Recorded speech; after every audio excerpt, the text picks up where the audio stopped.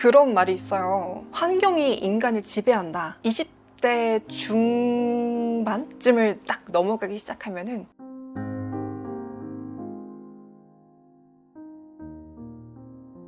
여러분 안녕하세요. 오늘도 자기 전에 듣기 좋은 레띠입니다.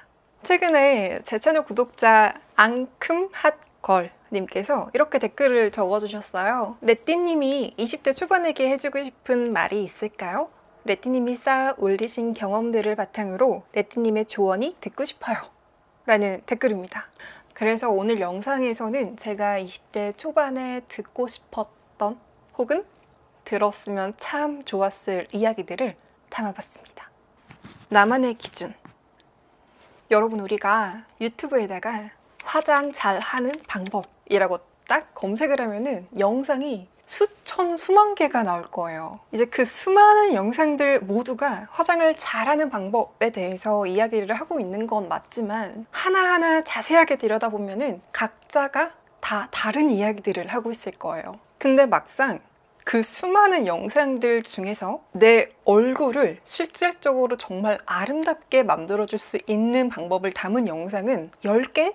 좀 많아봐야 20, 30개? 정도 될 거라고 저는 생각을 하거든요. 이게 뭘 말하냐면 이 세상엔 정말 수많은 해결책들이 있지만 그 모든 것들이 나에게 정답이 아닐 수 있다라는 거예요. 그 수많은 정답들 중에서 정말 나에게 맞는 정답들은 따로 있다는 거죠. 예를 들어서 올해 유행하는 어떠한 립스틱 컬러가 누군가에게는 정말 잘 어울릴 수 있지만 그게 막상 내가 딱 발라봤을 때는 정말 안 어울리는 컬러가 될 수도 있거든요. 이렇게 옳고 그름에 대한 기준은 모두에게 조금씩 다르게 적용된다라는 사실을 여러분들이 꼭 기억하셨으면 좋겠어요. 예를 들어서 누군가가 해주는 이야기에 정말 많은 사람들이 이게 맞지? 야, 이게 진짜 팩트다 라고 이야기를 할 때 다들 이게 정답이라고 하니까 이게 맞는 건가 보다 라고 그냥 곧대로 받아들이기보다는 왜 이게 정답일까? 라는 생각을 한 번쯤은 해보는 게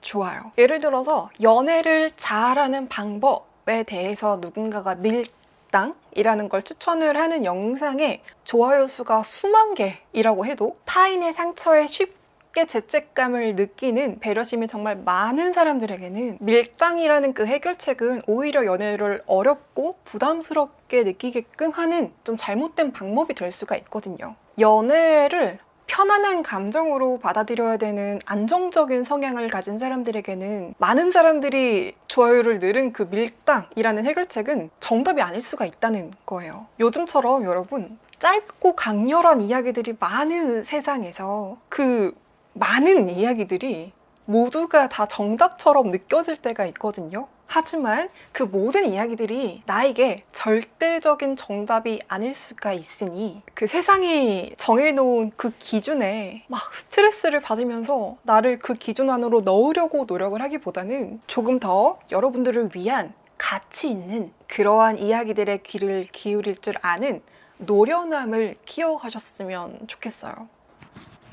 네, 사람들 20대 중반쯤을 딱 넘어가기 시작하면은 물론 새로운 사람들을 만날 수는 있지만 이미 사귄 사람들을 바꾸기가 정말 힘들거든요. 더군다나 좀 막 어릴 때 나에게 부정적인 좀 안 좋은 영향을 끼치는 사람들에게 나도 모르게 익숙해져 버리면 진짜 내 수준이 딱 거기까지밖에 머무르지 못할 확률이 굉장히 커져요. 그런 말이 있어요. 환경이 인간을 지배한다. 내 주변 환경을 어떻게 조성할지에 대해서 염두를 하는 게 좋아요. 다른 사람들 눈에는 내가 속한 무리 안에 나는 이미 그들 중 하나라고 인식이 되어버리기 때문에 다른 사람들이 나를 그저 그렇게 대하는 게 나도 모르게 익숙해져 버릴 수가 있거든요.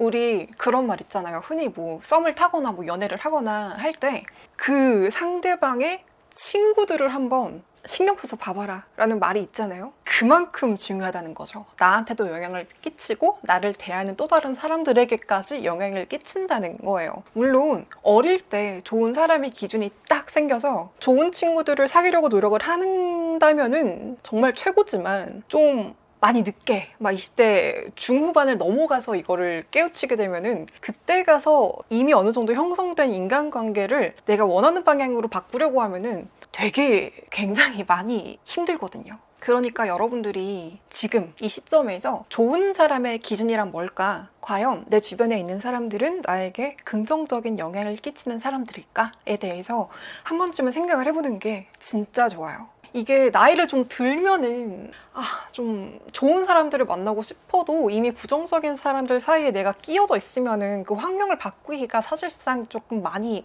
어려워요. 근데 여러분들은 지금 어떤 사람들을 내 곁에 둘 것인지에 대한 그 선택지가 굉장히 많이 열려 있다고 저는 생각을 해요. 나이가 들면서 만나는 사람들이 거기서 거기가 되어버리고 내가 누군가 좀 건너 소개를 받는다고 해도 이미 비슷한 사람들이 비슷한 사람을 소개시켜주기 때문에 지금 여러분들에게 최대한 선택지가 많이 열려 있을 때 나에게 영향을 끼치는 사람들, 그 기준에 대해서 한 번쯤은 생각을 해보는 게 정말 엄청나게 많은 도움이 될 거라고 저는 생각을 합니다. 행동의 잔향. 여러분, 우리가 향수를 딱 사면은 가장 중요하게 생각하는 게 하나 있어요. 뭔지 아시나요? 바로 잔향이거든요. 보통 향수는 탑, 미들, 베이스 이렇게 구성이 되어 있다고 생각을 하면은 탑노트는 뿌리자마자 좀 금방 날아가는 그러한 향이고, 그 다음 중간 미들 노트라고 하나요? 그게 어느 정도 조금 지속을 하다가 가장 마지막에 정말 오랫동안 남는 게 베이스 노트, 그러니까 잔향이라고 이야기를 하거든요. 근데 여러분 있잖아요. 향수에만 잔향이 있는 게 아니라 우리가 하는 모든 행동에도 잔향이 있어요. 바로 타인의 기억 속에 잔향으로 남습니다. 우리가 하는 모든 말과 행동은 타인의 기억 속에 잔향으로 오랫동안 남아요. 생각을 해보세요. 우리가 예를 들어서 누군가를 딱 떠올릴 때 그 생김새, 옷차림 이런 걸로 절대 끝나지 않아요. 예를 들어서 그 사람이 반갑게 이쁘게 웃으면서 건네던 그 인사, 혹은 약간 좀 정갈한 걸음걸이, 깨끗한 손톱, 아니면은 포근한 향수 냄새, 아니면 이런 것들이 남을 수도 있겠죠. 항상 인상을 쓰느라 미간에 잡힌 짙은 주름, 항상 건조해서 각질이 하얗게 트여있는 입술, 서 있을 때마다 떨던 한쪽 다리, 식사 자리에서 쩝쩝거리던 그 소리들, 이러한 것들이 타인의 기억 속에 잔향으로 남아있을 수가 있거든요. 그러니까 한마디로 너무나 사소해서 내가 미처 신경 쓰지 못한 그 사소한 것들이 쌓이고 쌓여서 잔향과도 같이 타인의 기억 속에 오랫동안 남는다라는 사실을 한 번쯤은 기억하고 가는 게 좋아요. 그 맨날 짜증내던 사람, 밥 먹을 때 맨날 흘려고 먹는 사람, 맨날 의사 질질 끄는 사람, 부정적인 표현들이 여러분들을 소개하는 말의 꼬리처럼 따라다니는 거는 안 되잖아요. 근데 여러분들이 오해하시면 안 되는 게 항상 남들을 의식하라 라는 거는 절대 아니고요. 제가 말하고자 하는 거는 악취와도 같은 나쁜 행동들이 내 몸에 깊게 잔향처럼 배어버리기 전에 빨리 고치는 게 나아요. 누군가는 분명히 여러분들이 떠난 그 자리를 보면서 여러분들을 떠올릴 거거든요. 근데 그게 떨어진 더러운 밥풀이 될지 혹은 아름다운 미소가 될지는 여러분들이 충분히 선택할 수가 있어요. 롤모델. 여러분들이 원하는 부분에 있어서 닮고 싶은 사람을 항상 마음 한켠에 새겨두면 나를 원하는 이미지로 만들어가는데 생각보다 엄청나게 큰 도움이 됩니다. 이게 어릴 때는 그럴 경우가 잘 없는데 이제 좀 나이를 들고 사회생활을 하다 보면은 내가 어떠한 순간에 선택을 해야 되는 경우가 굉장히 많거든요. 그럴 때마다 내가 생각을 할 만한 여유가 충분하게 주어지는 건 아니에요. 근데 내 마음속에 어떠한 롤모델, 좀 내가 닮고 싶은 이미지를 항상 담아두면은 그러한 선택의 순간에 있어서 생각보다 큰 도움을 받을 수가 있어요. 예시로 제 경험을 말씀을 드리면은 이게 꼭 사람은 아니어도 되는데 저는 약간 평소에 걸음걸이나 일상생활 속에서의 움직임이 좀 약간 점잖고 조심스럽고 우아하고 싶다라는 생각을 항상 하고 있었어가지고 제가 발레를 한 번도 해본 적은 없지만 발레리나 분들의 영상을 정말 많이 봐요. 그 사람들의 몸짓을 조금 담고 싶어서. 그렇게 내 마음속에 그런 사람들의 이미지를 조금 담아두면은 내가 평소에 의식을 하지 않아도 그러한 습관들이 조금 내 몸에 배더라고요. 그리고 감정을 조금 아름답게 표현하는 것에 있어서 저는 이제 피아노를 쳤었기 때문에 피아니스트, 작곡가 쇼팽의 음악을 통해서 많이 배웠거든요. 항상 좋은 이야기, 입에 발린 말들만 달콤하게 들리는 게 아니라 어떠한 우울감, 상실감, 쓸쓸함 이러한 모든 감정들도 타인에게 아름답게 표현이 될 수가 있구나 라는 거를 배워서 항상 조금 아름다운 표현에 대해서는 저는 작곡가 쇼팽을 마음에 담아두고 있습니다. 많은 분들이 궁금해하시는 말을 잘하는 방법에 대해서도 제가 마음속에 항상 담아두고 있는 사람이 딱 한 명이 있는데요. 이거는 약간 기술적인 부분을 넘어서 근본적인 부분에 해당이 되는 것 같은데, 제가 어릴 적 읽은 그 젊은 베르테르의 슬픔을 쓴 작가 괴테, 그분의 그래서 영향을 정말 많이 받았어요. 그분이 책에 이런 문구를 남겼습니다. 나는 체험하지 않은 것은 한 줄도 쓰지 않았다. 그러나 단 한 줄의 문장도 체험한 것 그대로 쓰지는 않았다.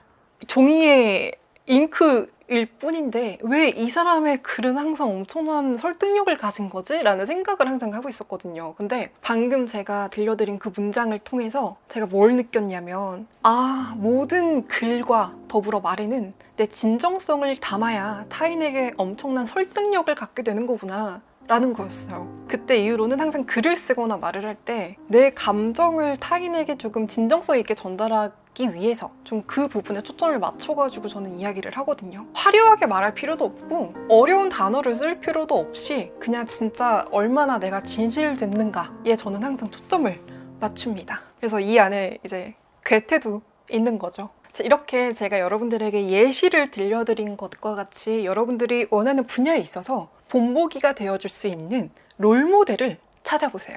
뭐 세상에 정답은 없다 라고들 하지만 여러분들만의 정답을 찾을 수 있도록 도와줄 수 있는 롤모델은 세상에 정말 많습니다. 적당한 때에 정말 적당한 필요한 말들을 들으면서 사는 사람들은 거의 없지 않을까라는 생각을 해요. 제가 오늘 해드린 이 말들이 여러분들의 인생에 있어서 적당한 때에 적합한 이야기들이 되길 바라는 그런 마음으로 진심을 담아서 촬영을 했습니다. 사람이 여행을 하는 것은 도착하기 위해서가 아니라 여행을 하기 위해서다.